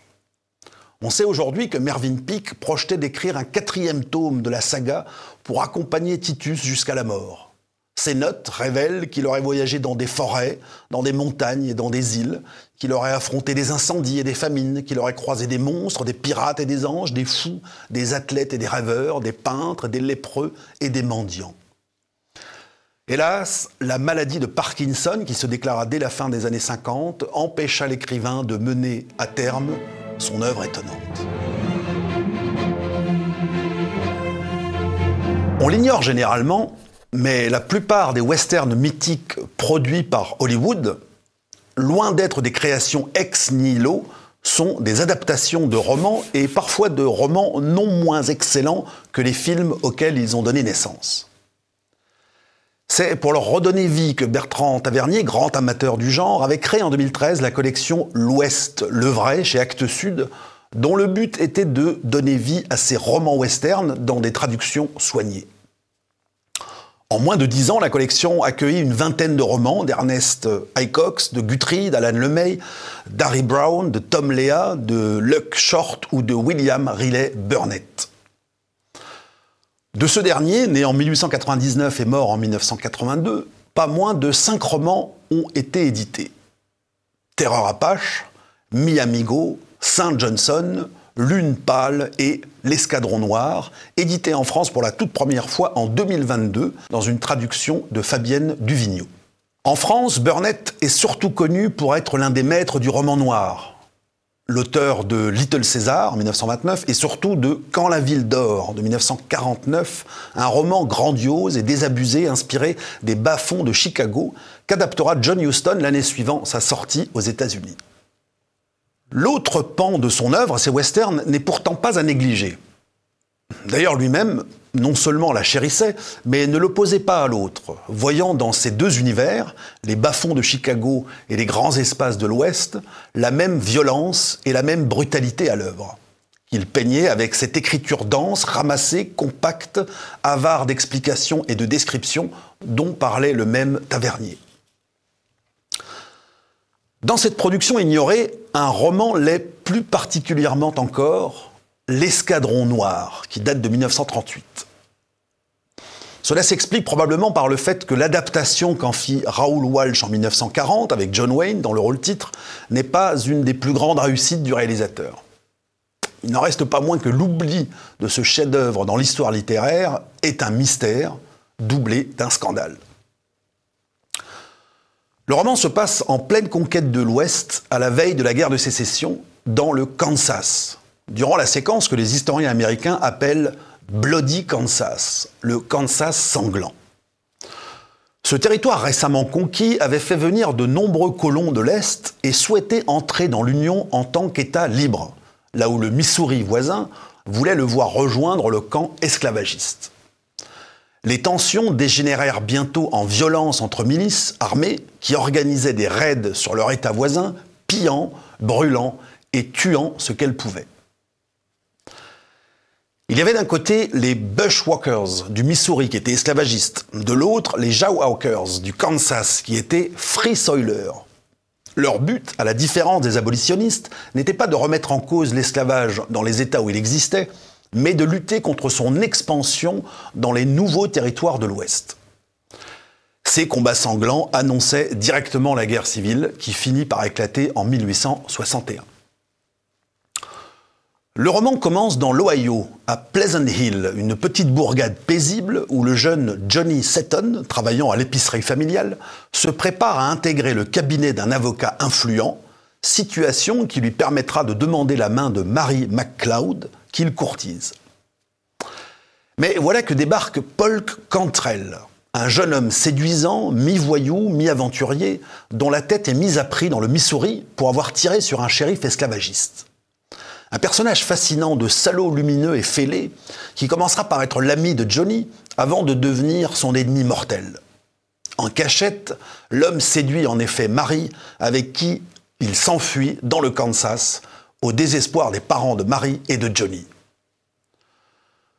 Ce dernier n'entend pas renoncer pour autant à l'amour fou qu'il porte à Mary, et se rend quelques mois plus tard lui aussi dans le Kansas, où Polk est devenu quelqu'un d'important, mais jouant un double jeu. Une lutte à mort s'engage entre les deux hommes sur fond de lutte politique, avec en arrière-plan la frontière, cette prairie dont Burnett donne de belles évocations lorsque les cloches de la ville se mettent à sonner et que, je cite, leur écho métallique roule sur la prairie jusqu'à un horizon où ni les églises ni les cloches n'avaient de sens, au royaume du coyote, du bison et d'une poignée d'Indiens. C'est un épisode très peu connu des historiens. À la belle époque, des ouvriers anarchistes, doutant de l'imminence d'une révolution sociale et prenant acte de l'échec du terrorisme dans lequel s'étaient lancés leurs aînés, se réfugièrent dans des communautés avec l'idée bien arrêtée d'y appliquer le communisme ici et maintenant. Qualifiées de milieux libres ou de colonies libertaires, ces expériences se multiplièrent un peu partout en France, à Méry-sur-Oise en 1898, à Vaux dans l'Aisne en 1902, à Aiglemont dans les Ardennes l'année suivante, à la Rise dans le Rhône en 1907 ou à Bascon dans l'Aisne en 1911. L'idée principale de ces colonies était de s'émanciper du salariat et de montrer que des individus regroupés librement sur une terre possédée en commun pouvaient produire ce qui leur était nécessaire à leur propre consommation. Ils éliminèrent donc tous les besoins artificiels créés par la société et pratiquèrent une économie cénobitique. Ils bannirent tabac, alcool et viande, cessèrent dans certaines colonies de cuire leurs aliments, allèrent dans d'autres jusqu'à retirer leurs pantalons. Échappés de l'Éden, c'est donc chevelus et nus qu'ils grignotaient de la salade un demi-siècle avant les hippies. Tout cela s'acheva bien sûr en échec. À l'âge de 18 ans, l'écrivain Albert Tserstevens, né en 1885 et mort en 1974, avait participé à l'un de ces phalanstères, expérience de laquelle il tira en 1919 un formidable roman, Un apostolat, réédité il y a quelques années par les éditions Motif. Albert Tserstevens. Ce drôle de nom est aujourd'hui cruellement oublié et ne sonne plus qu'aux oreilles de certains admirateurs de Blaise Cendrars, dont il fut l'ami pendant 40 ans. Écrivain français d'origine provençale par sa mère, belge par son père, il est issu d'une grande famille bruxelloise. Les généalogistes d'Outre-Quiévrain nous informent que le fameux T' précédant son nom fut attribué par décision impériale vers le XVIIe siècle à 7 familles honorables de la capitale du Brabant en guise de distinction. Son oncle, le juge Théodore Tserstevens, tient une petite place dans notre histoire littéraire. C'est lui qui condamna Verlaine à 2 ans de prison après qu'il eut tiré un coup de revolver sur Rimbaud. Poète, romancier, essayiste, traducteur, Tser, ainsi que l'appelait Cendrars, était avant tout un bourlingueur, doublé d'un érudit. Autant à l'aise sur un cargo que dans l'impressionnante bibliothèque de son hôtel particulier du quai de Bourbon à Paris, où il résidait quand il ne courait pas le monde. D'une curiosité insatiable et toujours émerveillé, se fichant de la littérature et de la postérité, il a laissé une œuvre importante, près de 70 livres, et difficilement réductible à une étiquette, serait-ce celle d'écrivain voyageur sous laquelle on le range généralement. Il a certes écrit de nombreux récits de ses voyages en Espagne, en Italie, au Maroc, au Mexique, en Grèce ou aux Antilles, mais aussi des romans de flibuste ou d'aventure, une traduction du Prince de Machiavel, un livre de souvenirs sur Blaise Cendrars et donc un apostolat, ce récit satirique de son expérience collectiviste. Le roman débute à Montparnasse, dans un restaurant proposant une cuisine végétarienne, hygiénique et rationnelle.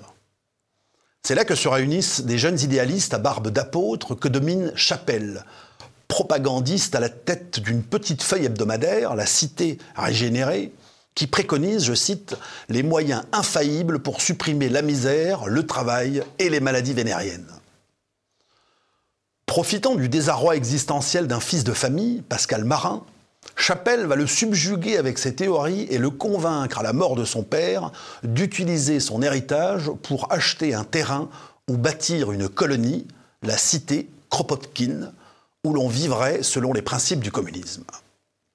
Mais Chapelle devient très vite autoritaire. Il insiste pour que les femmes soient collectives, se proclame trésorier. Sans sel, la cuisine n'a pas de goût, et ceux qui veulent aller en acheter dans le commerce se disputent avec ceux pour qui cet acte sera une trahison. Affamé par le régime végétarien, le peintre Krablinx va manger du boudin en cachette. Les champs que personne ne sait travailler tombent en jachère. Bautroux finit par piquer la caisse et Lommel se pend. Bref, l'expérience est un désastre. Pascal se réfugie alors à Londres où il devient un prédicateur illuminé, tentant de convertir les foules à son idéal tolstoïen avant de rentrer à Paris vendre sur les boulevards une brochure utopiste qu'il a rédigée. Mais petit à petit, il perd la foi et se met à brûler les idées généreuses qu'il avait adorées jadis, jusqu'à décider qu'il n'y a qu'une seule réalité qui compte, la jouissance immédiate et son facteur, l'argent. Il se promit d'appliquer toutes les énergies sans scrupule d'un aventurier moderne à s'amasser des biens terrestres, une opulence globale, car, pensait-il, la richesse ne peut être qu'une débauche, sans réserve, une royale prodigalité. Et le lecteur de comprendre que ce vieux prophète de Sir Stevens a décrit, 50 ans avant qu'il ne survienne, l'itinéraire des 68 arts qui, après avoir rêvé de changer le monde, s'y sont allègrement vautrés. Si elle est aujourd'hui décriée, l'éducation sévère de naguère n'avait pas que des défauts. Mais elle pouvait aussi braquer des fortes têtes et en faire des révoltés. C'est le cas d'Oskar Wörle, un écrivain alsacien de langue allemande que La Nuée Bleue, une maison d'édition alsacienne elle aussi, a eu la bonne idée de rééditer il y a quelques années. Aîné de 5 enfants, las des coups reçus de son père et de ses professeurs, l'adolescent quitte le foyer familial de Saint-Louis, à la frontière suisse, et le destin d'instituteur qui lui était réservé pour devenir vagabond.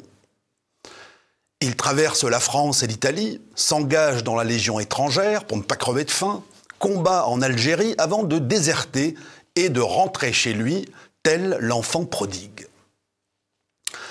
C'est cette aventure qu'il raconte dans Baldamus ou Le Diable trousse, son premier roman autobiographique publié en 1913.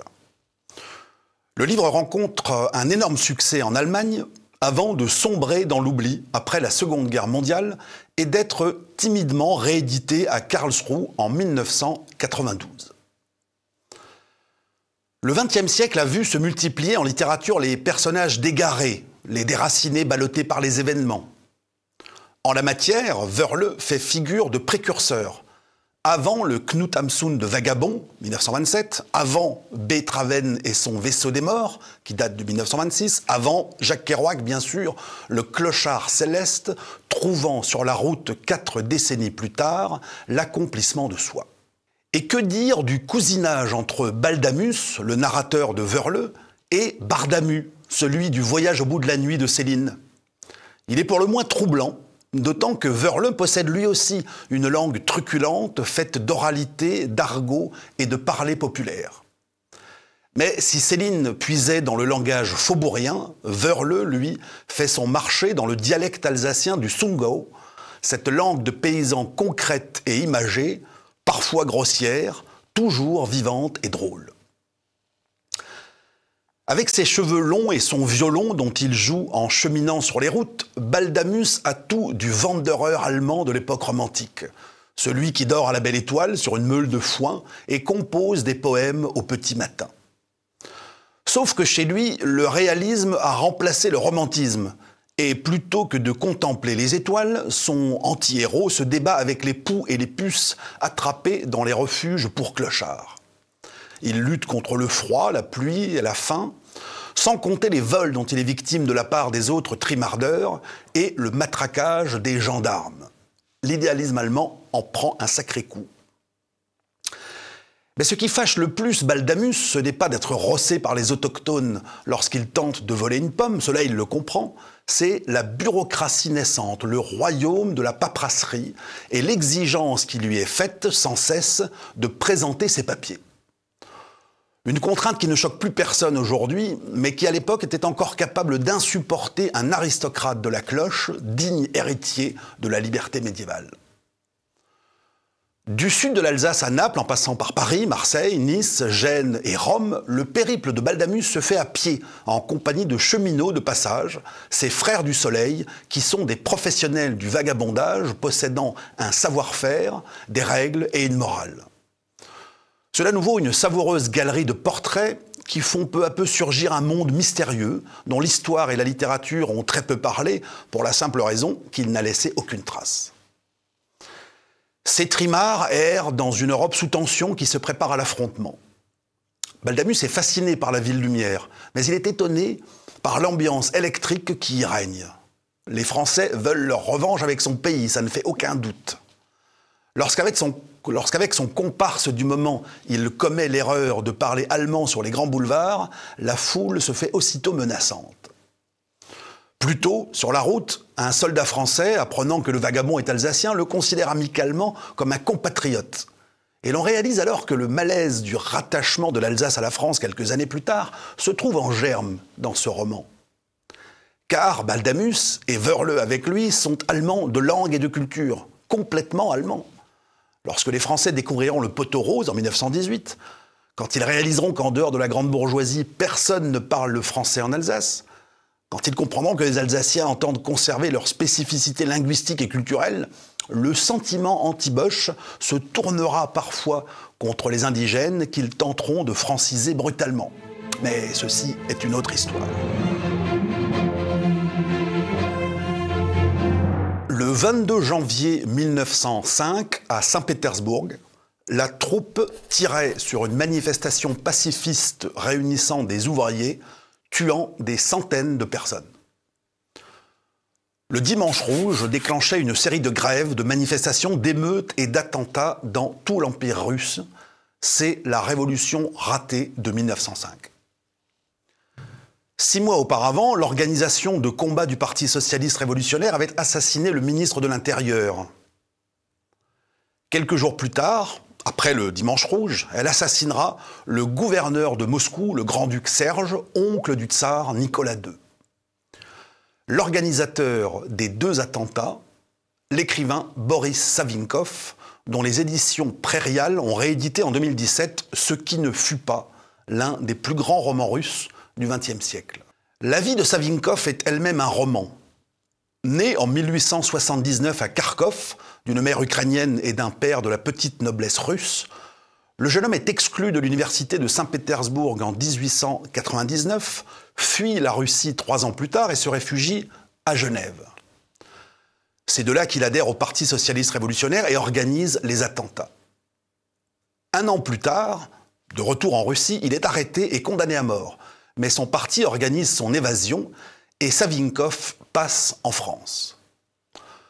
Toujours habillé élégamment, coiffé d'un éternel melon noir, le regard dur et méprisant, il fréquente durant quelques années la bohème artistique et littéraire de Montparnasse, passe ses soirées entouré de belles filles à boire à la Rotonde, un lieu qu'il considère pourtant comme un tas de fumier. En 1908, il écrit Le Cheval blême, un roman qui se présente comme le journal d'un terroriste et s'inspire de l'attentat contre le grand-duc Serge. Plus qu'une confession, c'est la mise en scène romanesque d'une question qui ne cessera de hanter l'écrivain. Le terrorisme peut-il avoir une justification morale ? Cette même question traverse Ce qui ne fut pas, écrit quelques années plus tard et publié en feuilleton en 1912-1913. La toile de fond du roman est toujours la Révolution de 1905 et son échec final. Mais le roman est encore plus désenchanté et les doutes du terroriste encore plus profonds. On y suit 3 frères qui s'engageront l'un après l'autre dans l'organisation de combats du parti, commettront des attentats à la bombe, assassineront des fonctionnaires et participeront aux combats sur les barricades de Moscou avant de mourir un à un. Savinkov fait de la Révolution de 1905 une chanson de gestes. S'ils doutent, s'ils ont peur, s'ils reculent parfois, les personnages de son roman n'en sont pas moins grandioses, eux qui demandent au Christ de leur donner le courage de mourir et de tuer. Mon Dieu, donne-moi le bonheur d'être une étincelle dans l'incendie pour servir au salut de la Russie, psalmodie Alexandre Bolotov avant de courir sous les balles. Ce que Savinkov n'épargne pas, en revanche, ce sont les membres du comité, les intellectuels, les planqués. Ces révolutionnaires en chambre qui discutent pendant des heures de la stratégie à adopter en s'imaginant diriger la révolution. Pour Savinkov, la révolution ne se dirige pas et seule l'action des masses est susceptible de renverser le pouvoir. Si la révolution a échoué en 1905, c'est parce que le peuple ne la voulait pas. Cette vision tolstoïenne de l'histoire sera bien entendu démentie lorsque l'avant-garde du prolétariat réussira à prendre le pouvoir. Quand éclate la révolution de février 1917, Savinkov rentre en Russie, où Kerensky le nomme commissaire politique de la 7e armée avant d'en faire son adjoint au ministère de la guerre. Mais lorsque les bolcheviks prennent le pouvoir en octobre, l'ancien révolutionnaire passe à l'opposition armée et rejoint les armées blanches du Don. L'écrivain racontera cet épisode dans Le Cheval Noir, un des récits les plus saisissants sur la guerre civile, au titre lui aussi tiré de l'Apocalypse. En 1921, il revient à Paris et cherche des appuis politiques auprès de Mussolini, retrouvant dans le fascisme les éléments de son populisme russe. Il rencontre également Churchill, qui louera après sa mort, je cite, « la sagesse d'un homme d'État, le talent d'un général d'armée, le courage d'un héros, l'endurance d'un martyr ». En mai 1922, la GPU, la police politique soviétique, monte une opération pour le retourner. Les émissaires lui font croire qu'une organisation clandestine le réclame pour chef. Il franchit la frontière le 15 août 1924, est arrêté le lendemain à Minsk. Condamné à mort, sa peine est commuée à 10 ans de réclusion contre sa capitulation publiée dans la Pravda le 13 octobre 1924. 7 mois plus tard, le 7 mai 1925, Savinkov se jette par la fenêtre dans la cour de sa prison.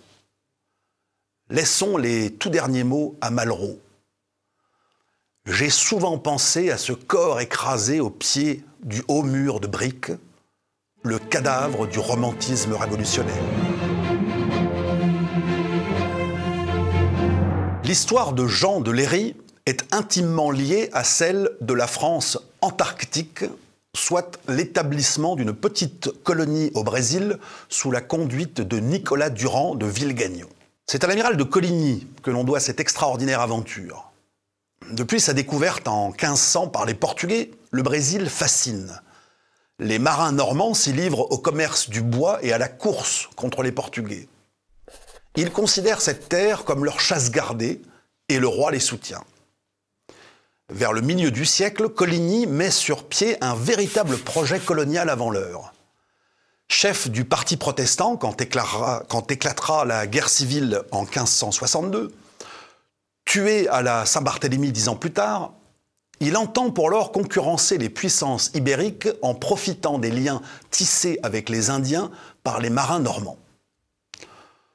Le 15 novembre 1555, 600 Français s'installent sur un îlot à l'entrée de la baie de Guanabara. Ils cultivent de bonnes relations avec les Indiens Tupinamba, au point que certains truchements s'installent dans leur village et adoptent leurs mœurs cannibales. Ils serviront d'intermédiaires aux Français. Mais la petite colonie vacille dès l'origine. Villegagnon ne supporte pas la nudité des Indiennes et la paillardise de ces hommes qu'il tente de remettre dans le droit chemin par des méthodes musclées. Ce chevalier de Malte est certes catholique, mais il admire Luther et compte parmi ses amis Calvin, avec qui il a étudié le droit à Orléans. C'est d'ailleurs à ce dernier, réfugié à Genève, qu'il finit par demander le renfort d'hommes plus vertueux pour peupler sa colonie. Calvin lui envoie 14 protestants, parmi lesquels Jean de Léry, un cordonnier de 22 ans, originaire de Bourgogne. Débarqué le 7 mars 1556 au fort Coligny, il y restera 10 mois qui lui donneront la matière de son maître-livre publié 20 ans plus tard. Mais à la Pentecôte 1557 éclate un conflit autour de la scène. Les catholiques plaident pour la présence réelle du corps du Christ dans la communion, les protestants pour sa présence symbolique. Ils accusent les catholiques de ne pas valoir mieux que les cannibales qui les entourent. La rupture est consommée et les protestants quittent la colonie, à l'exception de 5 d'entre eux à qui Villegagnon demande d'abjurer. 3 s'y refusent, ils sont exécutés par noyade, premier martyr de la guerre civile qui éclatera 5 ans plus tard. De retour en Europe, Jean de Léry file à Genève, s'y marie et devient aubergiste puis pasteur. Il exerce son prédicat à la Charité-sur-Loire quand surviennent les massacres de l'automne 1572 et se réfugie à Sancerre, où il subit le siège de l'armée du duc de Berry pendant 1 an. Il témoignera de l'épouvantable famine qui s'ensuivit dans son histoire mémorable de la ville de Sancerre, qui date de 1574. La France antarctique a entre-temps viré au fiasco.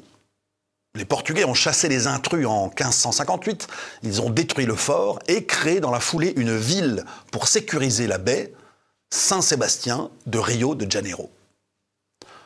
Le cosmographe du roi André Thévet qui avait lui aussi passé quelques mois au Brésil, publiait alors un livre dans lequel il accusait les Genevois d'être responsables de la faillite de la colonie. C'est pour laver l'honneur des martyrs protestants que Jean de Léry se lance dans la rédaction de ce qui allait être son chef-d'œuvre, Histoire d'un voyage en terre de Brésil, publié en 1578. Outre le récit de ses aventures hors du commun, naufrages, incendies, révoltes, tempêtes, famines, le livre est une description de la vie des Indiens que découvre alors l'Europe ébahie, mais aussi une critique de la société chrétienne que le prédicateur estime corrompue.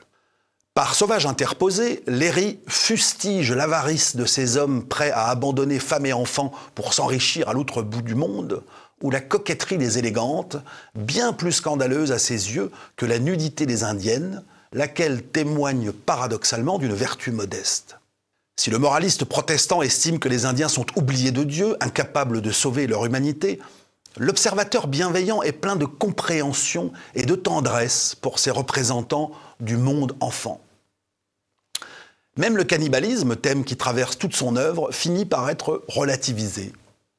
Les usuriers des pays civilisés, suçant le sang et la moelle des veuves et des orphelins, valent-ils vraiment mieux qu'eux?